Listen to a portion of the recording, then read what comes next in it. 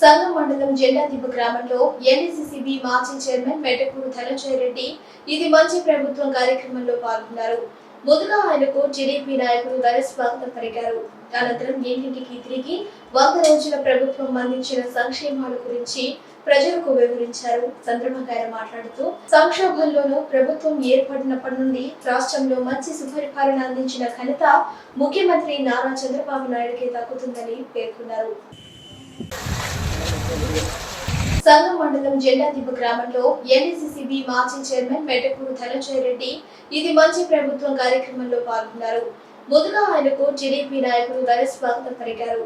అనంతరం ఇంటింటికి తిరిగి 100 రోజుల ప్రభుత్వం అందించిన సంక్షేమాల గురించి ప్రజలకు వివరించారు. సందర్భంగా ఆయన మాట్లాడుతూ సంక్షోభంలోనూ ప్రభుత్వం ఏర్పడినప్పటి నుండి రాష్ట్రంలో మంచి సుపరిపాలన అందించిన ఘనత ముఖ్యమంత్రి నారా చంద్రబాబు నాయుడుకే దక్కుతుందని పేర్కొన్నారు.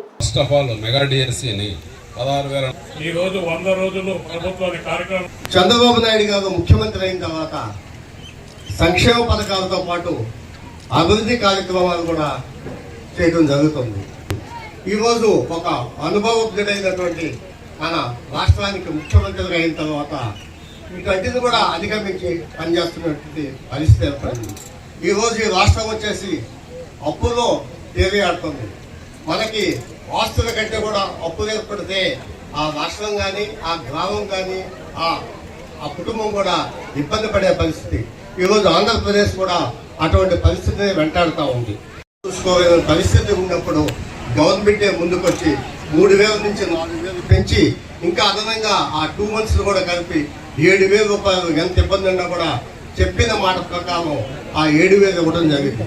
అదేవిధంగా ఉద్యోగస్తులు కూడా జీతాలు ఇప్పుడు 15వ తేదీ 20వ తేదీ ఉద్యోగంలో జీతాల కోసం బతికేవాళ్ళు ఎక్కువ మంది పరిస్థితి. దాన్ని కూడా అధిగమించి ఈరోజు 1వ తేదీ ఉద్యోగస్తులకు జీతాలు ఇవ్వడం జరుగుతుంది. ప్రత్యేకించి ముఖ్యంగా చెప్పాల్సింది ల్యాండ్ టైటిలింగ్ యాక్ట్. ఈ ల్యాండ్ టైటిలింగ్ యాక్ట్ లో మనకు పూర్వీకుల నుంచి ప్రాపర్టీస్ కూడా మా బొమ్మ వేసుకుంటాము, మీరేదో రిజిస్ట్రేషన్ చేసుకోండి, మా దగ్గర ఒరిజినల్స్ ఉంటాయి అన్నట్టుగా చేసినటువంటి గవర్నమెంట్ నుండి మనల్ని ఈరోజు ప్రత్యేకించి రైతుల్ని కాపాడినటువంటి చరిత్ర మన ముఖ్యమంత్రి చంద్రబాబు నాయుడు గారి. అదే అన్నా క్యాంటీన్ అంటే మనకి సబ్సిడీతో 5 రూపాయలకి భోజనం పెట్టే వస్తే గ్రామీణ ప్రాంతాల నుంచి టౌన్కి పోయినప్పుడు మనం భోజనం చేసేదానికి కూడా డబ్బు లేకపోతే కూడా 5 రూపాయలకి టిఫిన్, మధ్యాహ్నం కూడా 5 రూపాయలకి, అది కూడా అక్షయ ఫౌండేషన్ ఇస్కాన్ హౌస్ వచ్చేసి మంచి క్వాలిటీగా ఫుడ్ పెట్టేదానికి బాగా ఫేమస్. అటువంటి వాళ్ళ ద్వారా మనకి రోజు భోజన వసతి కల్పించినటువంటి ముఖ్యమంత్రి నారా చంద్రబాబు నాయుడు. శాసనసభ్యుడిగా మనకు దేవాదాయ శాఖ మంత్రిగా పనిచేస్తున్నటువంటి పెద్దలు ఆనవ రామనాయుడు గారి గురించి మీ అందరికీ తెలిసిందే.